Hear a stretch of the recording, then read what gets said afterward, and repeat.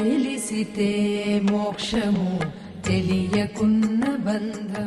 సిద్దిపేట నుంచి పాండురంగ్ గారు ఒక ప్రశ్న అడుగుతున్నారు. ధ్యాన సాధన చేస్తున్నప్పుడు మన కర్మలతో పాటు ఇతర కర్మలు కూడా భరిస్తామా, వివరించగలరు?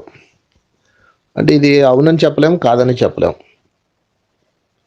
మీరు ధ్యాన సాధన చేస్తున్నప్పుడు కాదు, ధ్యాన సాధన చేస్తున్నప్పుడు ఎవరి తాలూకా డెవలప్మెంట్ వారికే ఉంటుంది. మీరు మీ జీవితంలో ధ్యాన ప్రచారంలోకి వచ్చినప్పుడు, అంటే ఆధ్యాత్మిక సేవ చేస్తున్నప్పుడు ఇతరుల తాలూకా కర్మలు కొన్ని తీసుకోవాల్సి ఉంటుంది. అది మీకు హాని చేయవు, మీ యొక్క శక్తిని హరించవు, మీకు ప్లస్ అవుతాయి, మైనస్ కాదు. అంటే ఒక పిల్లవాడికి తల్లి స్నానం చేస్తున్నప్పుడు వాడి సబ్బుతో వాడి తలంతా రుద్ది వాడికి ఒంటి కట్టిన మట్టి అంతా కడుగుతున్నప్పుడు మరి దాని తాలూకా నీళ్లు కొన్ని తల్లి మీద పడతాయి. ఆ అశుద్ధమైన నీరు, ఆ తర్వాత మురికి తల్లి బట్టల మీద కొంచెం చిందుతుంది. అలా అన్నమాట. కనుక ధ్యానం చేసుకుంటూ ఎవరి జీవితం వాళ్ళు గడిపినంత వరకు ఏ కర్మలు ఎవరికి రావు, వాళ్ళ కర్మలు తొలుగుతాయి.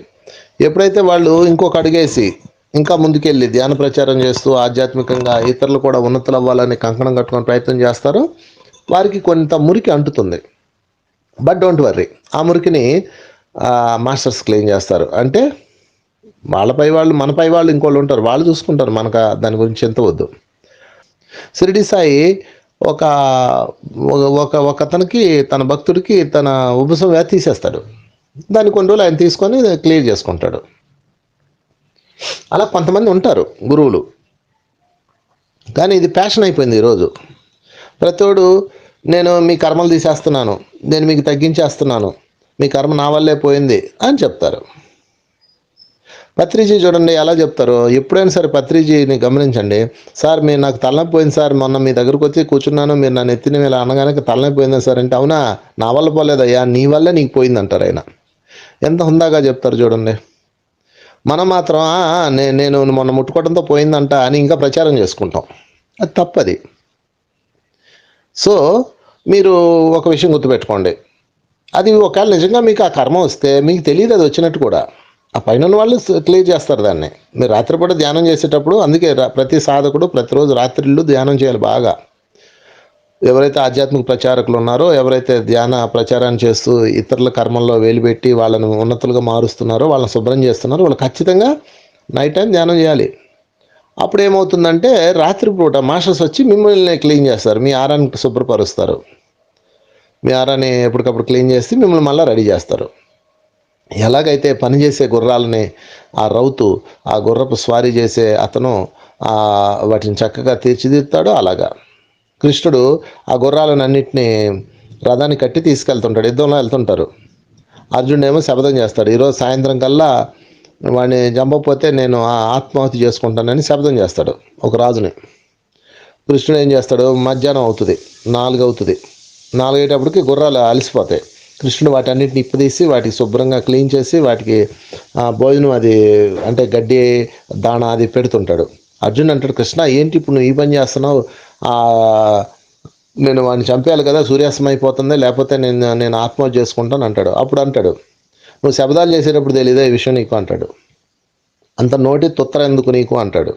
శబ్దం చేసేటప్పుడు ముందే నాకు ఆలోచించాలా. ఎలా శబ్దం చేస్తావు, రేపులో చంపేస్తానని, కాలం నీ చేతిలో ఉందా, కావాలని ఏడిపిస్తాడు కృష్ణుడు. సరే అక్కడ అంతే ఎమర్జెన్సీగా ఉన్నా సరే కృష్ణుడు ఏం చేస్తాడు, తన గుర్రాలను తీసి పొద్దున్నుంచి పాపం ఆయన సేవ చేసినాయి వాటికి ఆహారం పెట్టద్దా, పొద్దున నుంచి నీతో పాటు మళ్ళీ మోసుకొని తిరుగుతున్నాయి, వాటిని నేను చూసుకోవద్దా అని వాటికి తక్కగా దులిపి వాటి నీళ్ళలో కడిగి, చూడండి అంత బిజీలో కూడా. అంటే ఇంకొక 6 గంటల లోపు సూర్యాస్తం అయిపోతుంది, ఆయన చంపకపోతే అర్జునుడు ఆత్మహత్య చేసుకోవాలి, అగ్నిప్రవేశం చేయాలి అర్జునుడు.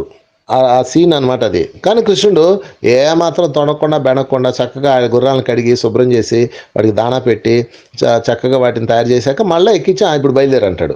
అంటే మధ్యలో ఒక అరగంట, ఈ అరగంట వేస్ట్ చేసామంటాడు. అది వేస్ట్ కాదు, వాటిని మనం చూసుకోలేదు, మన బాధ్యత అంటాడు. చూడండి.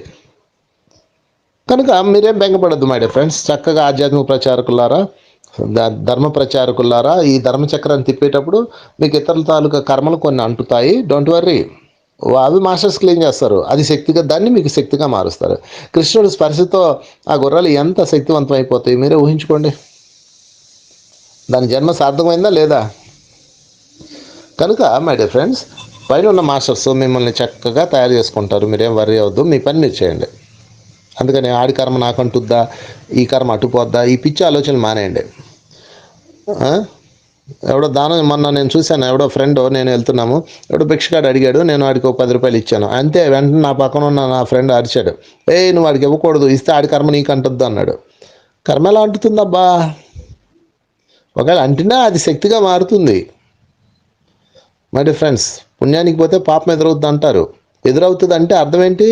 ఆ పాపం మీ ముందుకు వస్తుంది. వెనక నుంచి వేసేయడం బెటరా, ముందుకు వచ్చి క్లియర్ చేసుకోవడం బెటరా? మీరు ఆలోచించుకోండి. కనుక చక్కగా మీరు ఏం చేయాలో అది చెయ్యండి. ఆడి కర్మ మనకు వస్తుందా, ఈ కర్మ పోద్దా, ఆ కర్మ అంటుకుంటుందా, ఇవన్న నాన్ సెన్స్. ఏం చేయాలో అది చేయండి. మీకేం చేయాలో వాళ్ళు అది చేస్తారు.